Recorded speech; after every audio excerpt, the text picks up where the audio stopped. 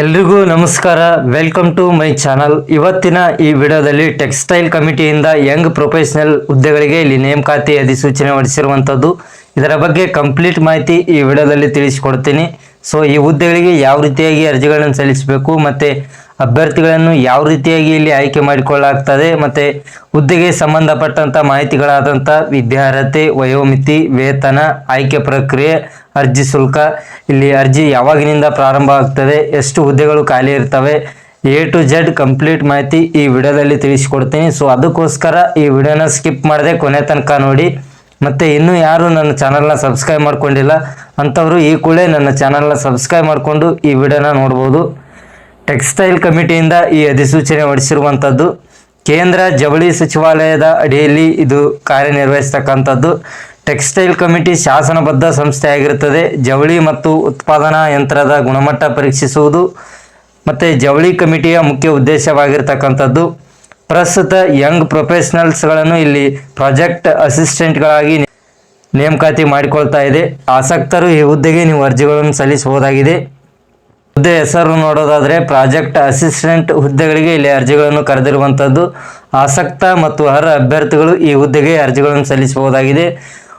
ಎಷ್ಟು ಹುದ್ದೆಗಳು ಇಲ್ಲಿ ಖಾಲಿ ಇರ್ತಾವಂದರೆ ಒಟ್ಟು ಹುದ್ದೆಗಳು ಖಾಲಿ ಇರ್ತಕ್ಕಂಥದ್ದು 40 ಹುದ್ದೆಗಳು ಇಲ್ಲಿ ಖಾಲಿ ಇರ್ತವೆ. ಮತ್ತು ಈ ಹುದ್ದೆಗೆ ಆಯ್ಕೆಯಾದಂಥ ಅಭ್ಯರ್ಥಿಗಳಿಗೆ ಎಲ್ಲೆಲ್ಲಿ ಇಲ್ಲಿ ಪೋಸ್ಟಿಂಗ್ ಕೊಡ್ತಾರೆ ಅನ್ನೋದ್ರ ಬಗ್ಗೆ ಕೊಟ್ಟಿದ್ದಾರೆ. ಬೆಂಗಳೂರಿನಲ್ಲಿ 4 ಮತ್ತು ಚೆನ್ನೈನಲ್ಲಿ 3, ದೆಹಲಿಯಲ್ಲಿ 3, ಗುಂಟೂರು 1, ಹೈದರಾಬಾದ್ನಲ್ಲಿ 4 ಮತ್ತು ಜೈಪುರ್ನಲ್ಲಿ 2, ಕಾನ್ಪುರ್ನಲ್ಲಿ 1 ಮತ್ತು ಕರೂರಿನಲ್ಲಿ 1, ಮುಂಬೈನಲ್ಲಿ 10, ತ್ರಿಪುರಾದಲ್ಲಿ 3, ಕೊಯಮತ್ತೂರಿನಲ್ಲಿ 5, ಲುಧಿಯಾನದಲ್ಲಿ 1 ಹಾಗೂ ಕೋಲ್ಕತ್ತಾಗೆ ಒಬ್ಬ ಟ್ರೈನನ್ನು ಇಲ್ಲಿ ನಿಯೋಜಿಸಲಾಗುವುದು ಅಂತ ಹೇಳ್ತಾ ಇದ್ದಾರೆ. ಮುಖ್ಯವಾಗಿ ಈ ಹುದ್ದೆಗೆ ಅಭ್ಯರ್ಥಿಗಳು ಅರ್ಜಿಗಳನ್ನು ಸಲ್ಲಿಸಬೇಕಂದ್ರೆ ಮುಖ್ಯವಾಗಿ ಅಭ್ಯರ್ಥಿಗಳ ವಿದ್ಯಾರ್ಹತೆಯನ್ನು ಇಲ್ಲಿ ನೋಡ್ತಾರೆ. ಭೌತಶಾಸ್ತ್ರ ಅಥವಾ ರಸಾಯನಶಾಸ್ತ್ರದಲ್ಲಿ BSc ಪದವಿ ಅಥವಾ ಟೆಕ್ಸ್ಟೈಲ್ ಟೆಕ್ನಾಲಜಿಯಲ್ಲಿ BTech ಪದವಿ ಪಡೆದಿರ್ತಕ್ಕಂಥ ಅಭ್ಯರ್ಥಿಗಳು ಈ ಹುದ್ದೆಗೆ ನೀವು ಅರ್ಜಿಗಳನ್ನು ಸಲ್ಲಿಸಬಹುದಾಗಿದೆ. ಈ ಹುದ್ದೆಗೆ ಅರ್ಜಿಗಳನ್ನು ಸಲ್ಲಿಸಲು ವಯೋಮಿತಿ ಎಷ್ಟು ಹೊಂದಿರಬೇಕಂದ್ರೆ ಮೇಲಿನ ವಿದ್ಯಾರ್ಹತೆ ಹೊಂದಿರತಕ್ಕಂಥ ಅಭ್ಯರ್ಥಿಗಳು 21 ವರ್ಷದಿಂದ 35 ವರ್ಷದ ಒಳಗಿನ ಅಭ್ಯರ್ಥಿಗಳು ಈ ಹುದ್ದೆಗೆ ನೀವು ಅರ್ಜಿಗಳನ್ನು ಸಲ್ಲಿಸಬಹುದಾಗಿದೆ. ಮತ್ತು ಈ ಹುದ್ದೆಗೆ ಆಯ್ಕೆಯಾದಂಥ ಅಭ್ಯರ್ಥಿಗಳಿಗೆ ಇಲ್ಲಿ ಮಾಸಿಕವಾಗಿ ಎಷ್ಟು ಸ್ಟೈಪೆಂಡ್ ನೀಡಲಾಗ್ತದೆ ಅನ್ನೋದ್ರ ಬಗ್ಗೆ ಕೊಟ್ಟಿದ್ದಾರೆ. ಮಾಸಿಕವಾಗಿ 26,000 ರೂಪಾಯಿ ಸ್ಟೈಪೆಂಡ್ ನೀಡ್ತಾರೆ. ಮತ್ತು 1 ವರ್ಷದ ನಂತರ ಅಭ್ಯರ್ಥಿಯ ಕಾರ್ಯವೈಖರಿಯನ್ನು ಪರಿಗಣಿಸಿ ಇಲ್ಲಿ ಸ್ಟೈಪೆಂಡ್ ಮೊತ್ತದಲ್ಲಿ 3% ಇಲ್ಲಿ ಏರಿಕೆ ಮಾಡ್ತಾರೆ. ಈ ಹುದ್ದೆಗೆ ಆಯ್ಕೆಯಾದಂಥ ಅಭ್ಯರ್ಥಿಗಳಿಗೆ ಎಷ್ಟು ಟ್ರೈನಿಂಗ್ ಅವಧಿ ಇಲ್ಲಿ ನಿಗದಿಪಡಿಸಿದ್ದಾರೆ. ಆಯ್ಕೆಗೊಂಡ ಅಭ್ಯರ್ಥಿಗಳನ್ನು 3 ವರ್ಷಗಳ ಅವಧಿಗೆ ಇಲ್ಲಿ ಮಾತ್ರ ನೇಮಕಾತಿ ಮಾಡಿಕೊಳ್ತಾರೆ.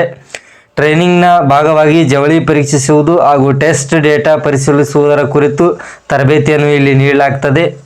ಈ ಹುದ್ದೆಗಳಿಗೆ ಯಾವ ರೀತಿಯಾಗಿ ಇಲ್ಲಿ ಅಭ್ಯರ್ಥಿಗಳನ್ನು ಆಯ್ಕೆ ಮಾಡಿಕೊಳ್ಳಲಾಗ್ತದೆ ಅಂದರೆ ಲಿಖಿತ ಪರೀಕ್ಷೆ ಹಾಗೂ ಸಂದರ್ಶನ ಪ್ರಕ್ರಿಯೆ ಮೂಲಕ ಇಲ್ಲಿ ಅಭ್ಯರ್ಥಿಗಳನ್ನು ಆಯ್ಕೆ ಮಾಡಿಕೊಳ್ಳಲಾಗ್ತದೆ.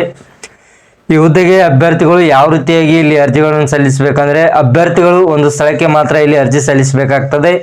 ಆಯ್ಕೆಗೊಂಡ ನಂತರ ಸ್ಥಳ ಬದಲಾವಣೆಗೆ ಯಾವುದೇ ರೀತಿಯಾದಂಥ ಅವಕಾಶ ಇರುವುದಿಲ್ಲ. ಅಂಚೆ ಮೂಲಕ ಇಲ್ಲಿ ಅರ್ಜಿಗಳನ್ನು ಸಲ್ಲಿಸಬಹುದಾಗಿದೆ. ಅಭ್ಯರ್ಥಿಗಳು ಆಯಾ ಶಾಖೆಯ ವಿಳಾಸಕ್ಕೆ ಇಲ್ಲಿ ಅರ್ಜಿಯನ್ನು ತುಂಬಿ ಕಳಿಸಬೇಕಾಗ್ತದೆ. ಅರ್ಜಿ ಫಾರಂ ಲಿಂಕ್ ಸಹಿತ ಇಲ್ಲಿ ಕೊಟ್ಟಿದ್ದೇನೆ. ಈ ಲಿಂಕ್ ಮೂಲಕ ನೀವು ಅರ್ಜಿ ಫಾರಂ ಡೌನ್ಲೋಡ್ ಮಾಡಿಕೊಂಡು ಪೋಸ್ಟ್ ಆಫೀಸ್ ಮೂಲಕ ನೀವು ಈ ವಿಳಾಸಕ್ಕೆ ನೀವು ಅರ್ಜಿಗಳನ್ನು ಕಳಿಸಬೇಕಾಗ್ತದೆ. ಅರ್ಜಿ ಸಲ್ಲಿಕೆಗೆ ಅಂತಿಮ ದಿನಾಂಕ ನೋಡೋದಾದರೆ 31/5/2024 ನೀವು ಈ ಹುದ್ದೆಗಳಿಗೆ ಅರ್ಜಿಗಳನ್ನು ಸಲ್ಲಿಸಲು ಕೊನೆಯ ದಿನಾಂಕವಾಗಿರ್ತದೆ. ಸೊ ಅದಕ್ಕೋಸ್ಕರ ಬೇಗನೆ ಈ ಹುದ್ದೆಗೆ ನೀವು ಅರ್ಜಿಗಳನ್ನು ಸಲ್ಲಿಸಬೇಕು. ಈ ಅಧಿಸೂಚನೆ ಲಿಂಕ್ ಸಹಿತ ಇಲ್ಲಿ ನೀಡಿದ್ದೇನೆ. ಈ ಲಿಂಕ್ ಮೂಲಕ ನೀವು ಇದರ ಬಗ್ಗೆ ಕಂಪ್ಲೀಟ್ ಅಧಿಸೂಚನೆಯನ್ನು ನೋಡ್ಕೋಬಹುದಾಗಿದೆ. ಸೊ ಇದಿಷ್ಟು ಈ ವಿಡಿಯೋದ ಮಾಹಿತಿ. ಈ ವಿಡಿಯೋದಲ್ಲಿ A to Z ಕಂಪ್ಲೀಟ್ ಮಾಹಿತಿ ಈ ವಿಡಿಯೋದಲ್ಲಿ ತಿಳಿಸಿಕೊಟ್ಟಿದ್ದೇನೆ. ಈ ಹುದ್ದೆಗೆ ಯಾವ ರೀತಿಯಾಗಿ ನೀವು ಅರ್ಜಿಗಳನ್ನು ಸಲ್ಲಿಸಬೇಕು ಕಂಪ್ಲೀಟ್ ಮಾಹಿತಿ ಈ ವಿಡಿಯೋದಲ್ಲಿ ತಿಳಿಸಿಕೊಟ್ಟಿದ್ದೇನೆ.